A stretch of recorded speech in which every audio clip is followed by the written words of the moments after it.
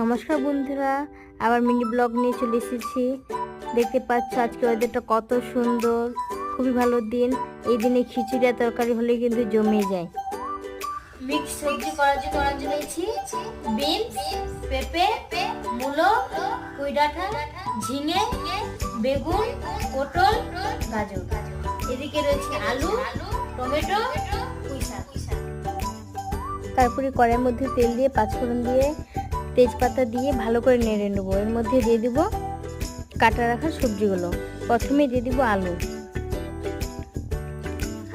আলুটা দেওয়ার পর তারপর দিয়ে দিচ্ছি পটল। এবার আলু পটলগুলো ভালো করে নেড়ে নেব।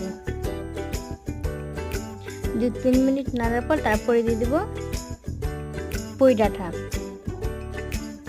ডাঁটাগুলো একটু নাড়ার পর আবার দিয়ে দিব এর মধ্যে মূলো আর